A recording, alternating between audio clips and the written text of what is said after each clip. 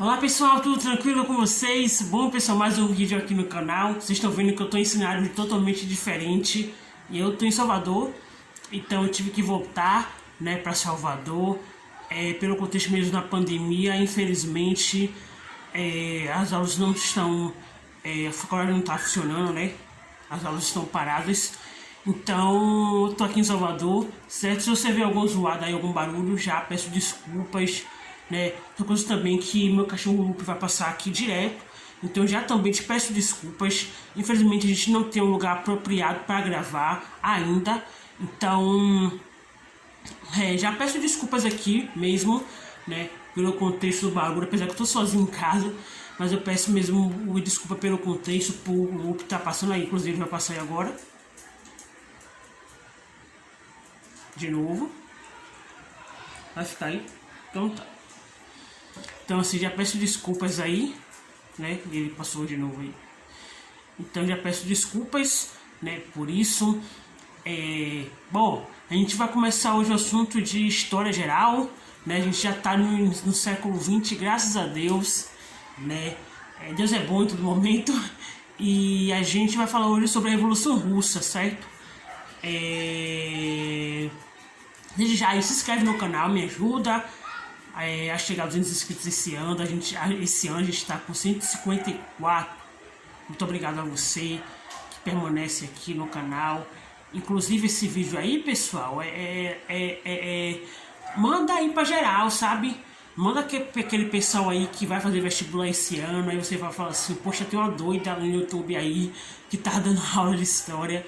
E aí se inscreve, né? Compartilha esse vídeo aí, dá um like, dá um joinha, deixa os comentários aqui construtivos. Muito obrigado mesmo por cada comentário fofo de vocês, por cada comentário maravilhoso, por cada crítica construtiva que vocês estão dando aqui no canal. O canal ainda é precário, então você está vendo aí, mas assim, a gente tem muito para aprender, a gente tem muito para ensinar. E é isso aí, educação muda a vida de todo mundo, como a educação está mudando a minha vida. Bom, a gente vai falar um pouco sobre a Revolução Russa, né? A gente tem que entender o seguinte, pessoal: diferente, por exemplo, da grande maioria da Europa, né, principalmente a Inglaterra, né, que já passa por um processo de revolução industrial, né? A Rússia, né, a Inglaterra, né, os Estados Unidos não é Europa, mas diferente da grande Europa, né, ali você vê Inglaterra, né, diferente, por exemplo, da Alemanha, que já se unificou no início do século XX, diferente da Inglaterra, não, da Itália, né. A Rússia, pessoal, é um país altamente atrasado, né? A Rússia não tem indústria de base. Quando eu falo em indústria de base, pessoal, eu falo em indústria de matérias pesadas, né? Ferro, carvão, minério. Então a Rússia não tinha esses materiais, a Rússia não tinha essas indústrias de base, né? Diferente, por exemplo, da própria Inglaterra, certo? A Rússia era um país atrasado para a industrialização. Outra coisa também, diferente também da maioria da Europa, diferente da França, né, que já passou por revolução, principalmente a Revolução Francesa, né, diferente da Inglaterra, que tinha passado por revoluções burguesas, né. A Rússia ainda vivia no absolutismo, né, com a figura do czar ou do czar, né, czar ou czar, né, no caso do Nicolau II. A Rússia vivia uma espécie de czarismo. Então assim, a Rússia vivia, né, com o absolutismo na França. Outra coisa também que você vai ver uma diferença da Rússia é que a Rússia vivia ainda o processo feudal. Você vê que na Europa, né, o feudalismo está extinto desde o século X. Então assim, você percebe que a Rússia, ela vem, pessoal, tendo um atraso muito grande, né, dentro da própria Europa. Outra coisa também é a desigualdade da questão de terras. A Rússia, pessoal, ela não era um país que tinha divisões de terras apropriadas. Então, assim, existia esse processo, né, complicado dentro da Rússia. Uma coisa também diferenciada que a gente pode ver na Rússia, pessoal, é que diferente da religião, né, que a gente tem, que a Europa passa, né, a religião católica, Igreja Católica, a Igreja Católica Romana, né, a Rússia passa por um processo da igreja, diferentemente da Igreja Católica, né, você vai ver a figura da Igreja Ortodoxa, né, até você vai ver uma coisa totalmente diferente da Igreja Ortodoxa, né, alguns símbolos, o calendário, né, que é gregoriano russo. Então você vai ver toda uma divisão extrema da Rússia, certo, pessoal? Em 1903 é formado o Partido Operário Social.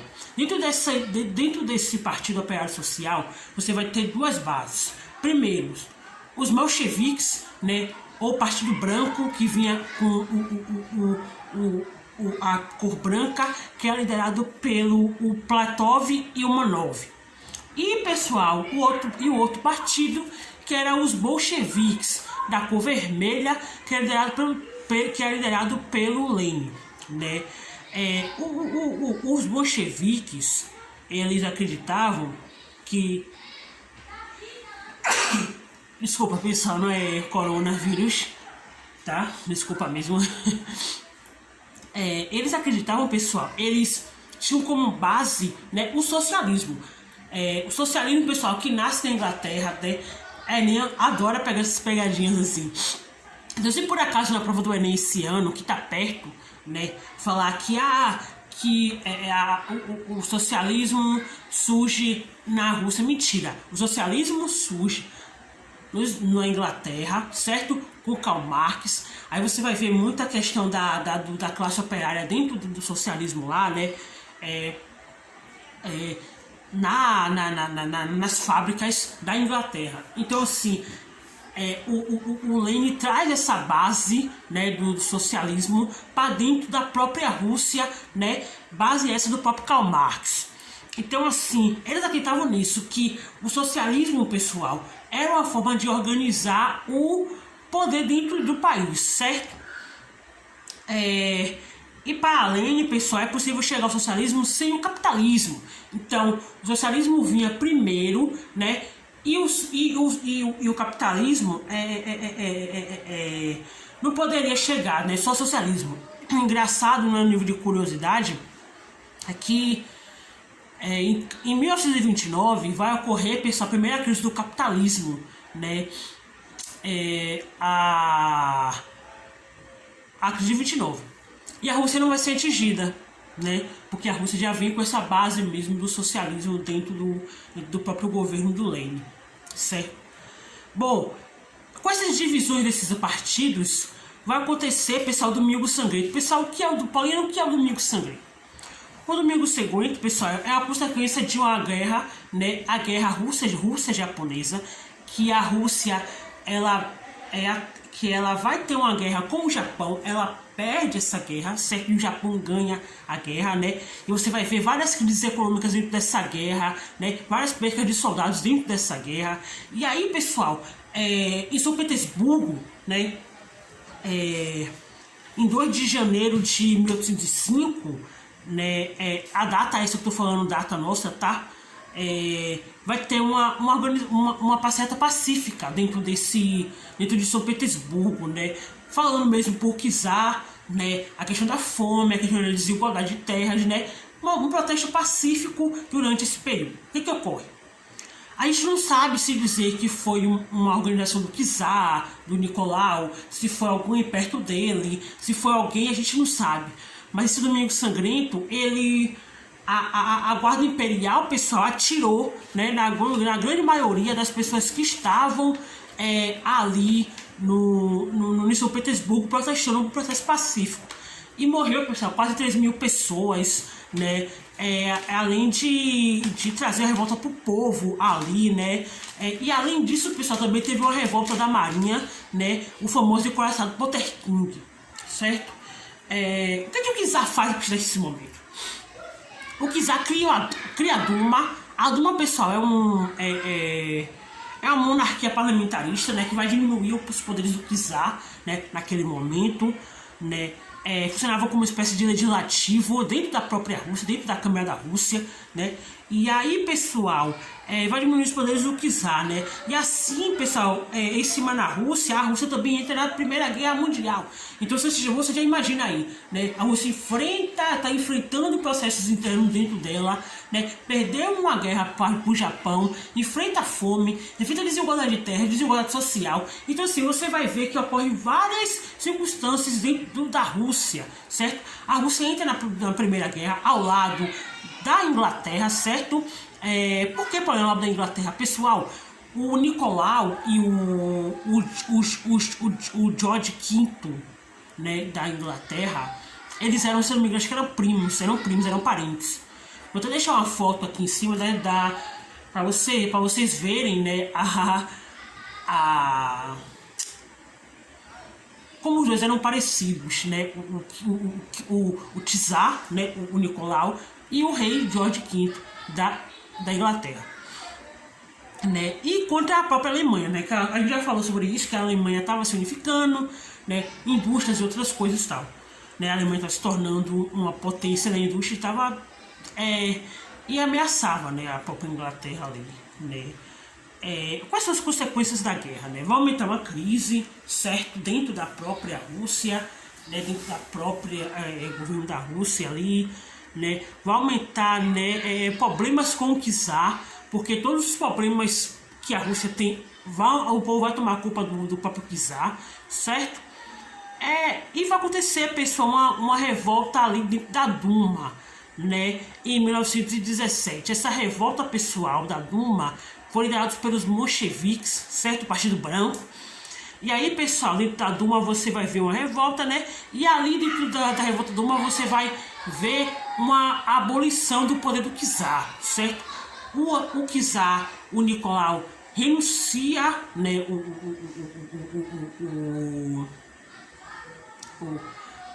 o seu título de czar, né, de rei da Rússia ali.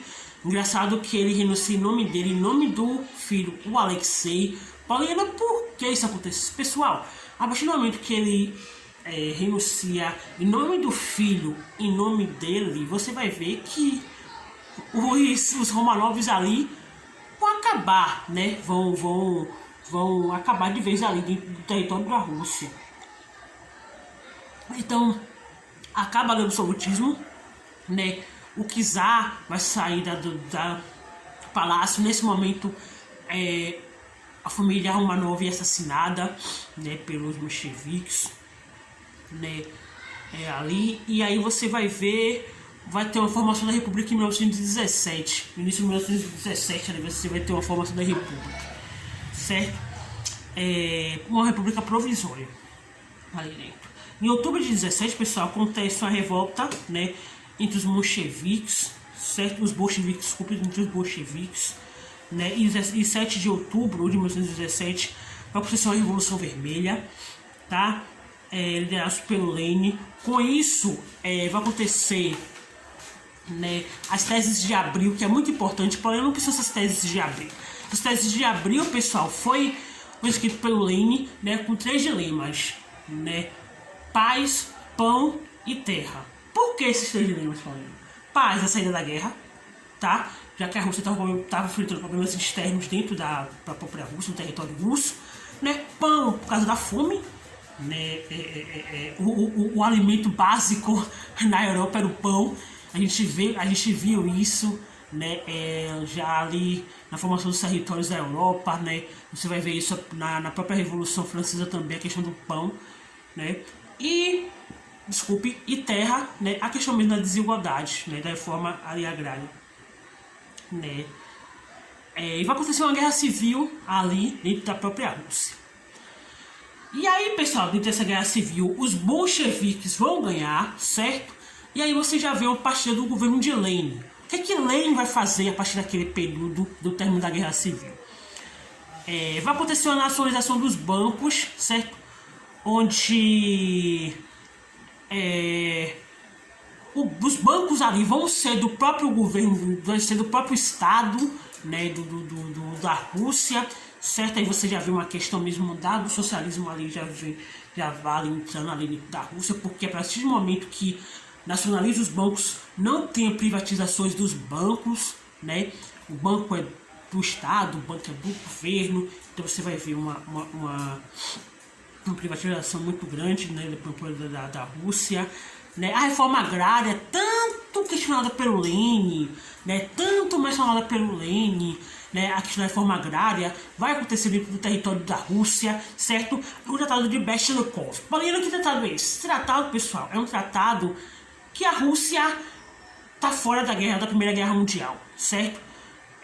A saída da Rússia da Primeira Guerra Mundial, certo? Além disso, pessoal, ele vai criar uma constituição socialista dentro da Rússia, certo? Ali, pessoal, vai acontecer, dentro desse mesmo governo vai acontecer uma fase econômica sobre o chamado Partido da Economia, né, da Rússia. A Rússia fica isolada da Europa, certo? Por essas questões mesmo, né? A Rússia não vai ser uma potência, né, industrial dentro do território. Né? A partir de 1921, o governo de Lenin, pessoal, vai adotar umas novas políticas econômicas, né, após esses processos. Né? Vai acontecer, pessoal, que o Estado vai controlar grandes empresas, como por exemplo transporte, comunicações. Aí você já vê também uma questão do controle do Estado, principalmente as comunicações, né? Transporte. Pode vir pessoas privatizando, grandes empresas não, mas a privatização vai acontecer com pequenos negócios, por exemplo, a formação de uma quitanda de fruta, por exemplo. Vai ser assim, tá? Ele vai abrir o capital para essas pequenas indústrias, né? Mas não para as grandes indústrias, né? Transporte, comunicações, vai ser do governo mesmo, certo?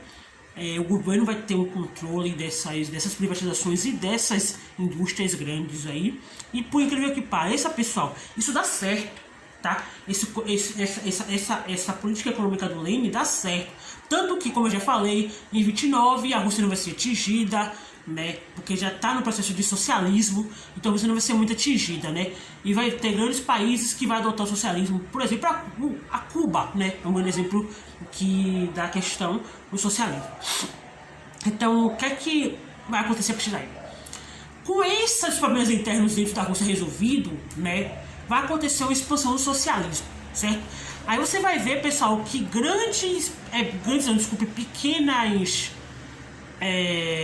empresas, né, pequenos países, né, como a Sérvia, Montenegro, Bulgária, né, ali, você vai ver que esses países vão adotar o socialismo, né, como base, certo? Com isso vai ocorrer a segunda Constituição, certo, dentro da Rússia, né, a segunda Constituição Socialista, né, que vai ajudar a Rússia a expandir mesmo o socialismo dentro do território, né, e com isso a Rússia muda de nome, né, a Rússia vai se chamar República Russa Socialista. E depois vai mudar de nome, certo, para a União das Repúblicas Socialistas, né? E aí a gente vai ter só um único partido, que é o Partido Comunista, tá? E a gente esquece que essa união, né, das Repúblicas Socialistas são união de países, certo? Os países que adotam o socialismo têm a sua própria autonomia. Antes da queda do Muro de Berlim, o Gorbachev, né, que fazia parte do Partido Comunista Russo, ele era, pessoal, um chefe do partido. Só que esses países que tinham o socialismo, né, têm seus próprios poderes, tá? Então vai ser a união de países, tá? Essa questão dessa república, essa união das repúblicas socialistas vai ser união de países. Em 1924, Lenin morre, tá? O seu corpo, inclusive, está até lá na Rússia, né? acho que é no Palácio Vermelho, se eu não me engano. E aí vai acontecer uma guerra entre dois líderes, o Trotsky, tá? O Trotsky acreditava, pessoal, que a revolução o Trotsky acreditava que o socialismo deveria se expandir no país, tá? Que o socialismo deveria se expandir nos países, para outros países fora da Europa, certo? O Trotsky acreditava nesse processo. E o Stalin? O Stalin ele acreditava que o socialismo deveria ser um só país, no caso a Rússia. Então, o Stalin acreditava nesse processo. O que acontece, Paulina? O Stalin ganha, certo? E aí você vai ver, pessoal, adoções do governo do Stalin, né? O Stalin vai tirar aquele apoio que o Lenin dava, né? O chamado MEP, né? Que eu falei para vocês que melhorava a economia, né? Ele vai tirar, né, essa questão, vai acabar com esse programa, né? Ele vai adotar políticas mais ditatoriais, né, de ditador, certo? Em 24, pessoal, ele vai ter 1924 e 1953, ele vai adotar essa política de ditador, né? Vai vir o fim da economia de mercado, né? A industrialização de base, ele vai acabar. Então, pessoal, em 1933 a 1938 vai criar segundo plano, tá? Pelo Stalin, certo? Vai estimular o consumo de tecnologia.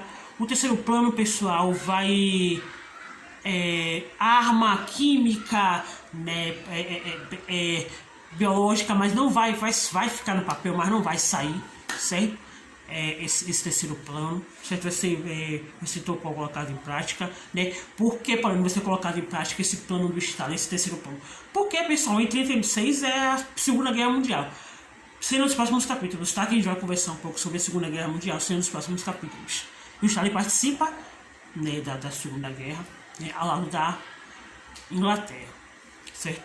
E aí, pessoal, com esse perfil ditatório do Stalin, né, ele vai criar um unipartidarismo só com um único partido, tá? Como a Rússia já vinha desde a República da União das Repúblicas Socialistas ali, né, com o Lenin. E aí, pessoal, ele vai se tornar mesmo um ditador, né?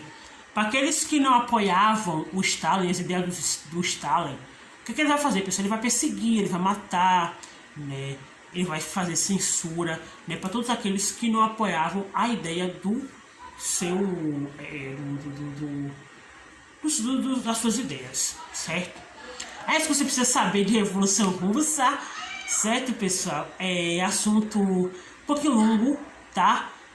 Mas eu espero que vocês tenham entendido esse assunto, certo? Bota aqui suas opiniões aqui embaixo.